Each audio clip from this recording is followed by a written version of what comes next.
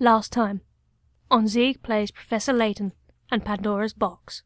And I'm his apprentice, Luke. Apprentice? Is that what they're calling it nowadays? Interesting. So if I understand correctly, you keep a child around as an apprentice, do you? We're on the same page, Chelmy, Mustachio. Let's load up. Chapter 1. The Legendary Voluntary Express. Gosh, just look at this place, Professor. It's so posh, I feel like I should be wearing a monocle. Quite so, Luke. Every fixture and fitting at the very height of decadence. I'd wager the rest of this train is just as grand. How about a little exploration? Remember, Luke, we're here to find the Elysium box, so don't get too sidetracked. You want to fucking talk? You'd have to tell me twice, Professor. Now, why don't we start by investigating the train? Professor and Luke decide to explore the Voluntary Express. Oh, hello, strange person. I hear rooms at the front of the train are so super duper fancy, the doorknobs are made of gold. No one's allowed in except for really rich people. So, misters, are you really rich? Because if you are, you can go see those super duper fancy rooms. Super duper fancy rooms? None but the extremely wealthy can enter. If my young friend is correctly informed, there must be a set of deluxe rooms in the next carriage. Wow, I'd love to see what those look like. I bet they're simply smashing. Okay. This way? I wonder what kind of luxuries there are in that carriage. Hold right there, man. Sammy Thunder says the entrance to this carriage is for VIPs only. Capiche? Now, I know you'd like to sneak a peek, but the whole carriage has been booked. So that's a no-go. People who reserve rooms in this carriage must be super mega rich mega tycoons. Indeed. I wonder what it must look like to have that much space to yourself on a train of this caliber. Well, now I suppose you'd have to keep wondering, eh, Professor? Yes, quite.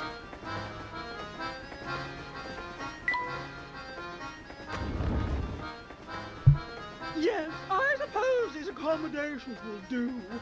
I do hope my darling boy will be pleased. What? That reminds me, I believe it's dinner time for my sweet baby. I'm off to visit the dining car. Are you just talking to us or to yourself? Gosh, that woman was just the type I'd expect to see on the Voluntary Express.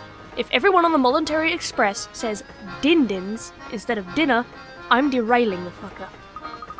Talk about rich and flashy. Quite. This train is full of the many well-heeled patrons, just like the woman we just met. We must watch our deeds and words here. A formal setting demands formal manners. What do you think? Absolutely, Professor. No more picking my nose. I don't know, posh people pick their noses. Oh look, dining car. This should be interesting. Can I steal your food? I'm poor and want food. You! Hello! I'm dreadfully sorry, sir. I'm afraid all the seats of our fine establishment are taken right now. What a pity. Indeed it is, sir.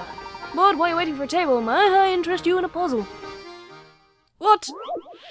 What? What? Everything's a fucking puzzle in this game. I can't even look at a jug of water without solving a fucking puzzle. Four couples sit in a crowded dining car. All diners are sitting next to or across from their partners. The Joneses are sitting by the aisle. Mustachioed Mr. Connor is sitting next to his wife. Huh? Oh, okay. Mr. Lambert is sitting opposite his wife. In the information above, can you determine where Mrs. Hadley is sitting? Circle her and touch submit. So the Joneses are sitting by the aisle. Mustachio Mr. Connor is sitting next to his wife.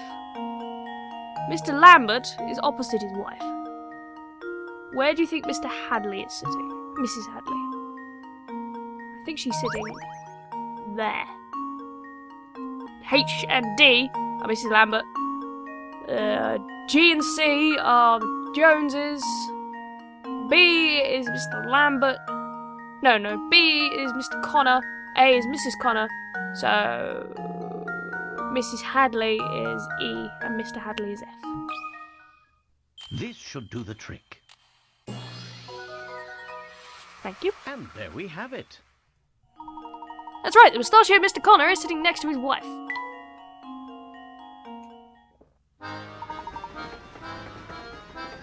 That's exactly right, sirs. They say that nothing whets the appetite like a hearty puzzle. Oh, and it appears a table has just become available. Allow me a moment just to tidy it up, and then I'll be happy to escort you to your seats. Great, I'm starving. Oh, good, our table is finally ready. You must be taking your seats then. Madame, please wait just a moment. In truth, these passengers have been waiting long... Nonsense! We'll not hear another word of this. You take these people before us? We are insulted. I do apologize, madame. It's simply that these gentlemen arrived before you... We will not be kept waiting. Do you understand? Not a single second. Now, out of our way. Madame! Huh. Talk about pushy.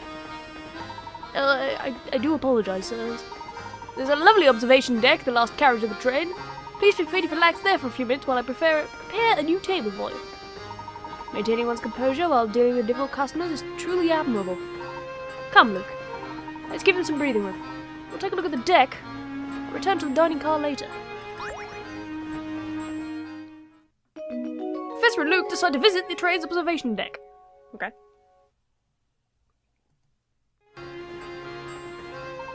My, what a lovely deck. Wow, this is the best. The breeze feels great. Indeed, and the scenery is simply breathtaking. Look, Luke, you can see a lake over there. The sky is so blue. And just look at those trees fly by. Wow, that's what I call a view. All this talk of pristine scenery reminds me of a puzzle I once heard. Layton, everything reminds you of a puzzle. Absolutely everything. You could take a shit and it would remind you of a puzzle in some way, shape or form. And you're not going to give me an option? Well, why don't you try it? Fine. Trees in the forest. The forest below contains 4 different types of trees. Use a stylus to divide the forest into 4 sections, each containing 1 of each type of tree. So it's like some kind of weird Sudoku. How am I supposed to... Oh, hello, okay. You contain 1 of each type. Oh no, that's not gonna work, is it? No, it's not.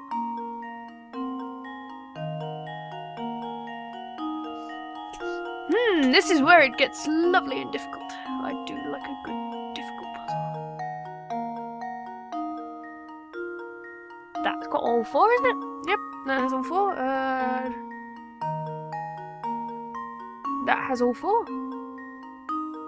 And that has all 4. Yeah, look. 1, 2, 3, 4, 1, 2, 3, 4, 1, 2, 3, 4. There we go. Let's see if this works. Oh man, I was hoping that was going to be That hard. was almost too easy. Agreed. Now let's take a moment to admire the gorgeous scenery. That's exactly it. Well done. Did you expect any less, Professor? Now it feels nice out here. I almost forgot we're supposed to be searching for the Elysian box. I can't say I blame you, Luke, but that box led the poor fellow Andrew to his death. That fellow Andrew, yeah. My brain is brain. Come what may, I will solve this mystery. Oh, of course. Can we go back to the dining car now? I think we finally have a good grasp of this train's layout. It's high time we began our investigation proper.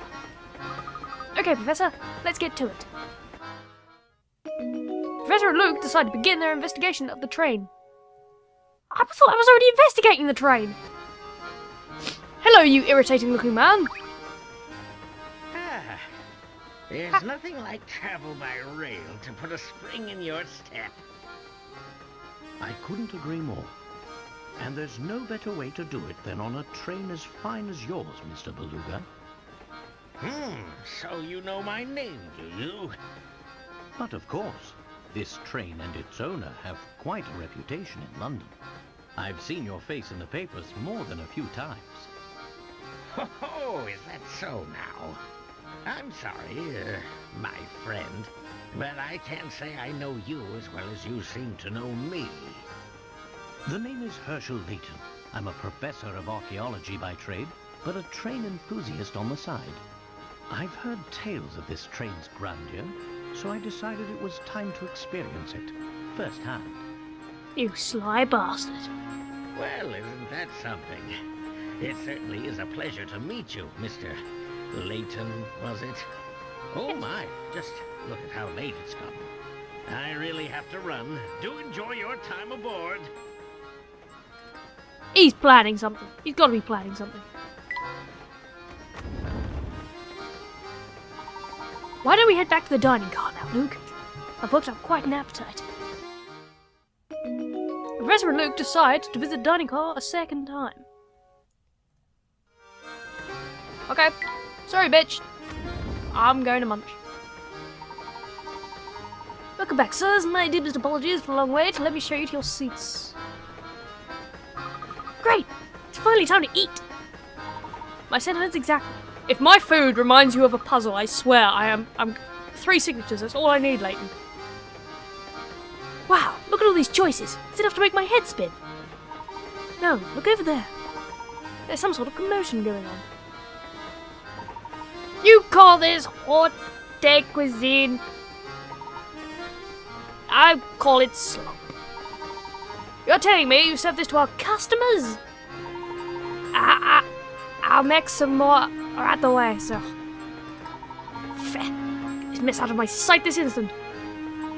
But of course, I am very sorry to have displeased you. And another thing, look at those vases in that picture. Look about tacky. Replace them immediately.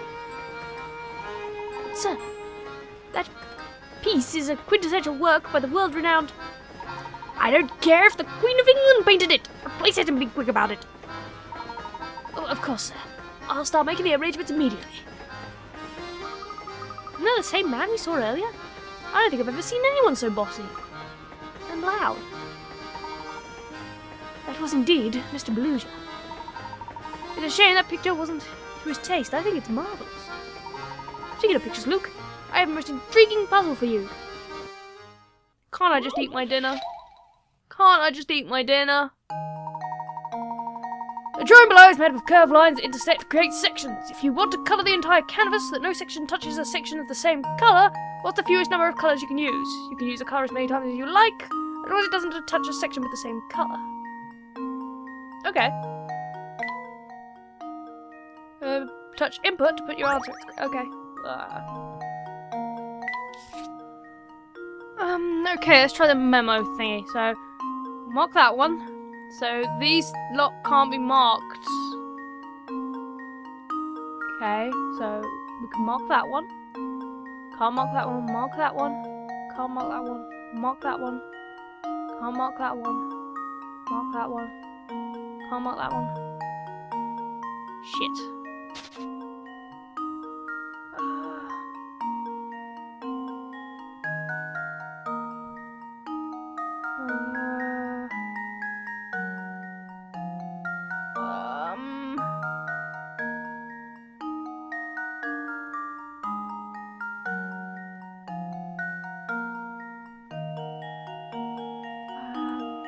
That one can be marked.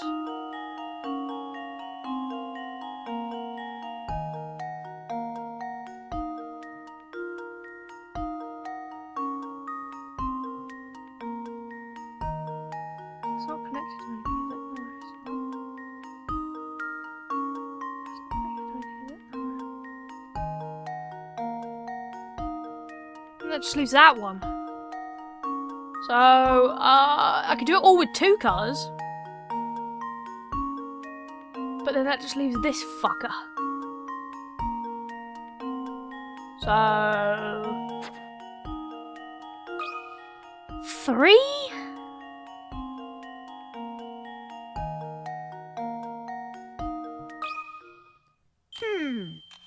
Let's see if this works. Oh! Layton's apprentice strikes again. Awesome! That's right, you need 3 colours to fill in the drawing. Most of the drawing can be done in 2 colours, but with that pesky area in the bottom left corner requires a 3rd colour to complete. Huh. Handy. I didn't realise there was a memory function there. Expertly solved, Luke. After a puzzle like that and a filling meal, I feel rest is in order. Let's retire to our room. Professor and Luke decide to return to their room in carriage 3.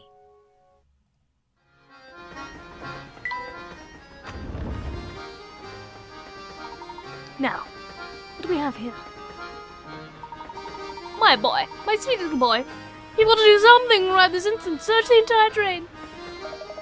Madame, please calm down so I can understand the situation. Oh, Inspector Chumley. I had no idea you were on board.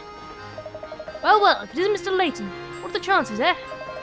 Well, enough small talk. I have enough matters to attend to. Namely, a missing child.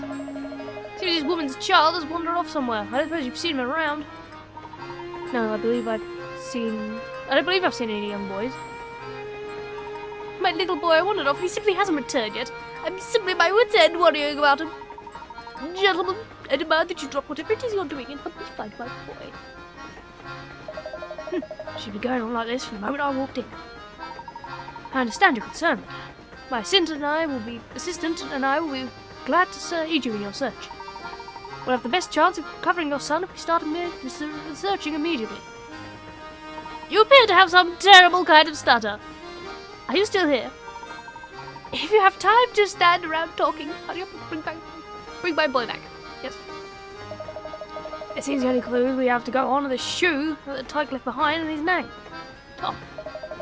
I've tried to squeeze more details out of this woman, but it's useless. She just keeps demanding I search the place. He's under the train. Fuck, he's a tiny kid. This is one of Tom's shoes?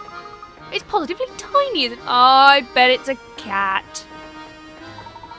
Yes, I find it quite curious myself, Luke. Very puzzling indeed. I don't think children with feet that size could even walk. Indeed. You got Tom's shoe?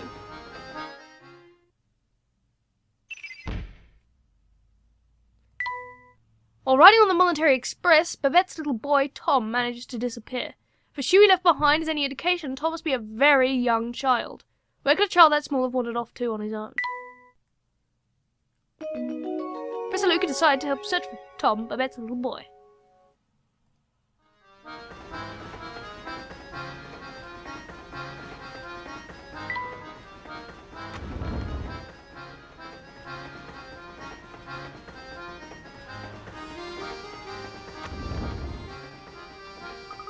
What's this? Somebody's fallen behind here.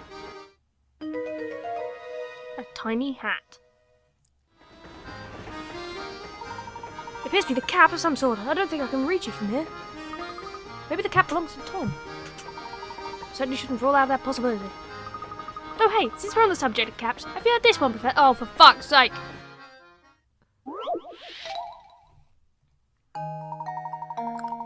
A teacher had everyone in their class close their eyes. While none of the students were looking, she slipped caps onto their heads and said, "Alright, everyone open your eyes and look at your friends' caps. Whoever sees 4 or more people wearing red caps gets a red balloon. Whoever doesn't gets a blue balloon. In a class of 10 children, only some got a red balloon. But how many?" What? What? What? Okay. Let's think about this logically. So if a child sees more than... if sees 4 or more, then they get a red balloon. Okay, think. Okay, so... if there were 5 people with red caps, everyone would see 4 or more. So it can't be 5. If it was 3, no one would get a red balloon. But some people got a red balloon. Fuck. So... Oh, hang on. If 4 people had the balloon, had a red cap, and the other people didn't, then everyone who didn't have a cap would get a red balloon. So 10 minus 4 is 6. I don't know, this is gonna be wrong. I'm not actually thinking, I'm just letting my brain do it. Oh, wait, what? A true gentleman leaves no puzzle unsolved. Yeah, that's what I've got red balloon from. Yeah, that's what I was... Brain, why you do this? Drat, I was sure I could stump you with that one. Why are you turning into a light? I don't know. Better luck next time, Luke. For now, we better return searching for that lost little boy. Alright, yes. We'll get back to that. Now that you mention it, how do you suppose Tom managed to work his way into such a tight space? Good question. You got Tom's hat.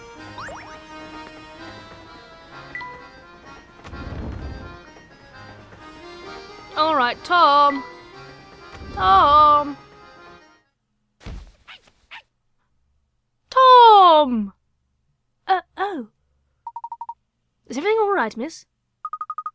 I'm fine, thank you. Excuse me. Say, did she seem familiar to you at all, Professor? Yes, now that you mention it. Something did seem rather familiar, as you say. You! Have you seen anyone? Excuse me, sir, have you seen a little boy with a missing shoe crawling around? No, I don't believe so. But come to think of it, a couple who were just sitting there were talking about a child. Interesting. Do you have any idea where we might find the couple now, my good man? I believe they are staying in the 4th carriage, sir. Might I suggest paying them a visit? A wonderful suggestion. Thank you for your assistance. Come along, Luke. Let's drop it in the couple in the 4th carriage.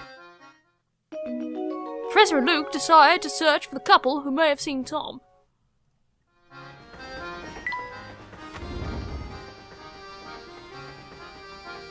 Carriage 4.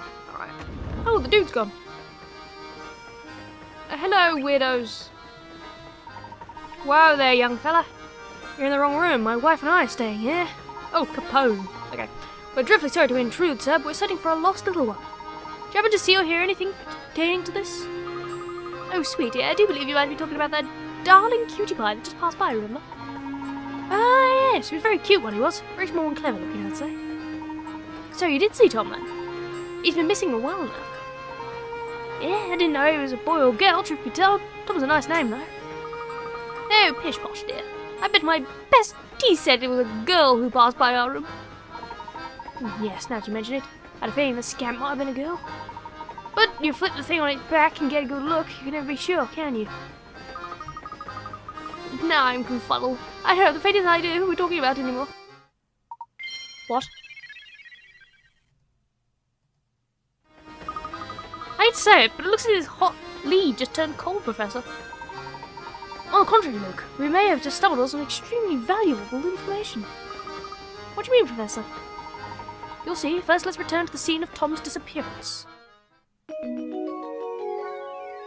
The Professor and Luke decide to return to the site of Tom's disappearance. Ah, Inspector. Tell me, are you any closer to uncovering the whereabouts of the missing child? So you two are still flipping furniture trying to find that tyke, are you? Do you mean to say the child has been found? No, not at all. What I'm saying is the child is no longer on this train. I've asked everyone aboard, but no one gave me an answer that suggested they'd seen the lad. This led me to the conclusion the poor child must either got off the train or fell off. Fell off? Yes, it's entirely possible given the way children love to run amok. When you combine it with their oversized heads, you've got a recipe for disaster. For some reason, everyone's sounding Australian in this. I do apologise. I'll contact the railway to police the next station, so feel free to give up on your search. Just a moment, Inspector. The windows in this train are very high and every exit is manned. Given the situation, don't you think it's unlikely a child would have made it off the train unnoticed? Alright, I'll humour you. So tell me, Mr. Layton, where do you think this elusive ankle-biter got off to? That I can't say, but something tells me we've been barking up the wrong tree. Get it? Barking? There's just no reasoning with you. Fine, keep playing detective. Nothing will come of it, I tell you.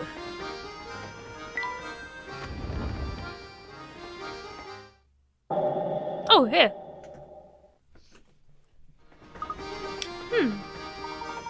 What's on your mind, my boy? You look distracted.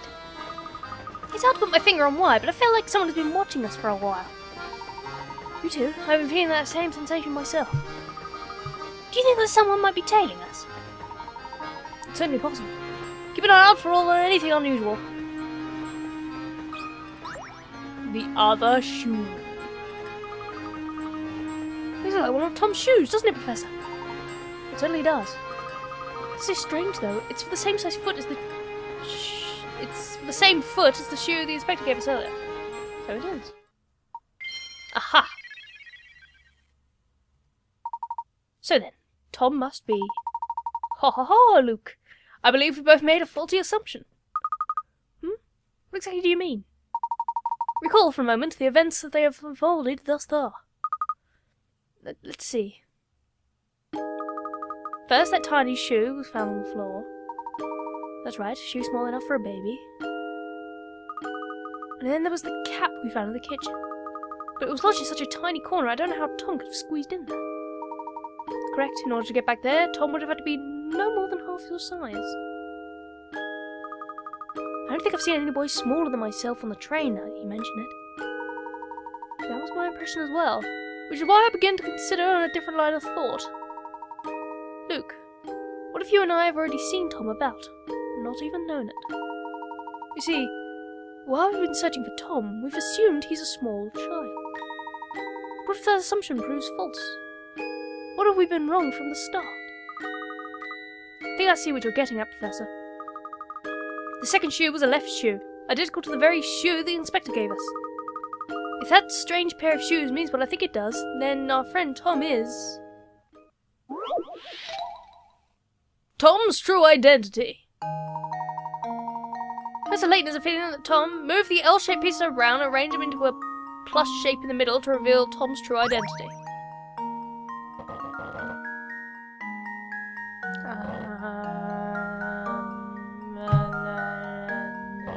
No, just try putting that up there. No, no, I can go. Oh, yeah, then I can go like this. Do you need it all go in there? No, fuck.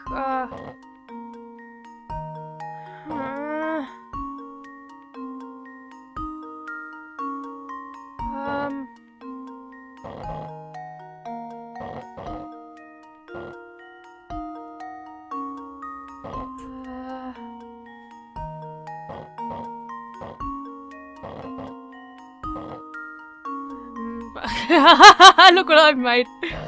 No, that's not funny. It's not funny, Zeke. Oh, look. Oh my god, yes. Oh god, yes. Oh, it has to be in the middle, does it? Fuck.